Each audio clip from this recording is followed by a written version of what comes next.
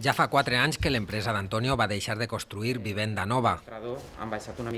Des d'aleshores es dedica a les reformes, com l'ampliació d'este gimnàs. Baja un poco más el nivel. És una de les centenars de petites i mitjanes empreses del sector de la construcció que amb la parada immobiliària han trobat en les reformes de vivendes i locals una alternativa als seus ingressos. Les necessitats canvien i n'hi ha que adaptar-se. I llavors l'ha canviat totalment la demanda perquè l'estoc de vivendes ja és suficient. A Alacant, Castelló i València, per este ordre, acumulen 100.000 pisos a la recerca de comprador, tot 8 anys després de l'explosió de la bombolla immobiliària. Les úniques vendes es donen ara al mercat de segona mà, on cal rehabilitar la vivenda per als nous inquilins.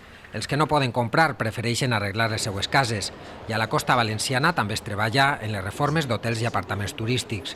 Todo, digamos, enfocado al sector de servicios o de dotaciones para el público, más que vivienda, que es lo que más se trabajaba antes. Amb la crisi, les reformes a la Comunitat Valenciana han augmentat fins a un 50%. Segons l'Observatori de Consum, una de cada 5 llars valencianes va fer algun tipus de reforma durant l'últim any.